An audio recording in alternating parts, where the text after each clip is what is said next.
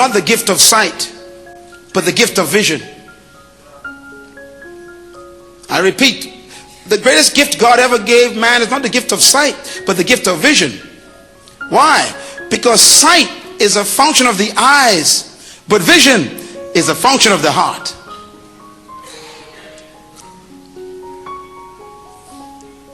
As a matter of fact, God never intended for you to live by your eyes. Your eyes are the enemy of your vision. Why? Because sight is limited to the capacity of the eyes, but vision is limited only to the boundaries of your imagination. That's why the Bible says you must walk by faith and not by sight. Sight is dangerous.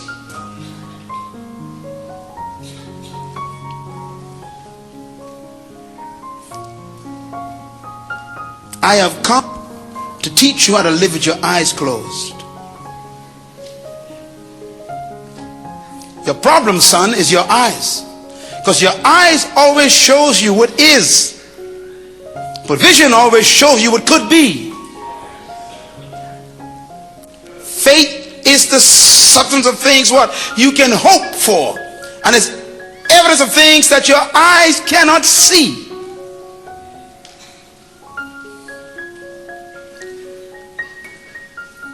Power of vision. Write this down. Sight restricts you to the present, but vision releases you to the uncharted frontiers of the future. This church must be careful not to be so excited about its past, because your past can become your victim and you become a victim of it. We become so attached to the good old days, we don't create new ones.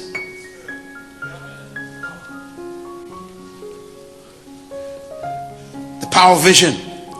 Sight captures the present, but vision captures the future. And you were not born to live in the past and be stuck in the present, because sight deals with what is, but vision embraces what could be. And that is why vision is so important. God always wants you and I to live according to the vision in our hearts, not the sight in our eyes.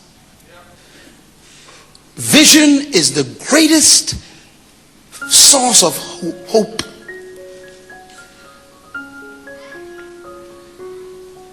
You were born to see beyond your eyes. There are some things that God showed you years ago, and they've been smothered by the night of disappointment. And God has sent me back to your life today to tell you, still believe what I told you. See beyond your eyes. Vision itself has the nature of destroying barriers. As a matter of fact, vision itself demands the destruction of barriers, because vision is the capacity to see beyond the barriers. The 21st century is a century that demands visionary leadership, not only in the church and in government and in civic and educational institution, but also in the home. Because if you have a home headed by a leader, a father or a mother, if it's a single parent who don't have a vision for that family will be bogged down in depression. Leadership requires that you see beyond your eyes, as a church and as an individual. As a matter of fact, leadership is the impact of your pursuit of your vision that is more noble than your self-preservation. You have to find something to do that's more important than your own life preservation.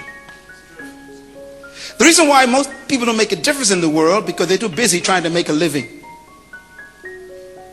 Self-preservation is what I call making a living. You work to earn a salary so you can take care of your life. And it was Jesus Christ who said, if a man saves his life, he shall lose it. But if a man will lose his life for the sake of the kingdom assignment, he shall gain life. That means they'll never be able to forget you. You were born to live in such a way that you don't need a tombstone.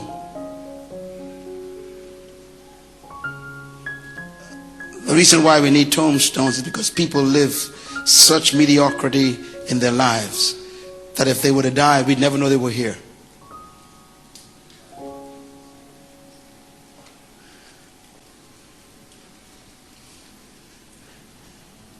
Visionary leadership is the ability to cause other people to see a vision of the future that's bigger than their private ambitions. You need a vision bigger than your own private ambition. Do something important, not just something personal. Sometimes we live to pay off our mortgages rather than live to make a difference. I suggest to you that leadership motivates others to submit their energies and their resources and their skills to a corporate commitment to achieve a noble vision. This ministry, this church, was raised by God with a noble vision. In my seminars with corporate executives, sometimes they ask me a question. They say, Dr. Munroe, how do you know when a vision is from God or not from God? I said, that's easy. Any vision that only benefits you is not from God.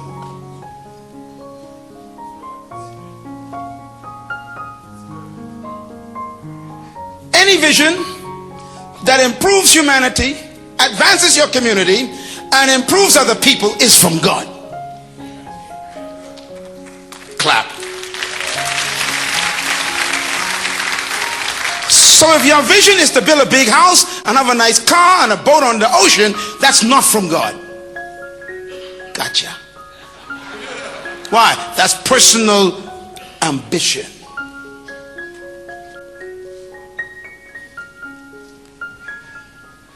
Leadership, my son, is the capacity to make a vision everybody's vision. And that's why the average person does not make an impact in the world, because they're so consumed by their own private interests. They have no interest in the next generation. How can you tell me what the man is doing even though you can't see him? Because he has character. Character is proven when people can predict what you would do in your absence.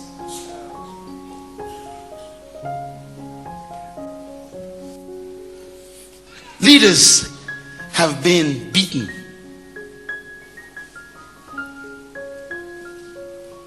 That's why you're on your way to leadership. What you're going through is God's classroom to make you a great woman.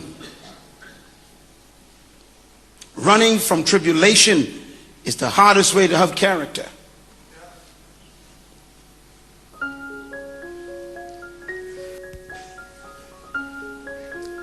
For you to develop vision in your life, you can understand where it comes from. Write this down. Vision, the source of vision is inspiration. But the source of inspiration is passion. The source of passion is purpose. Where does purpose come from?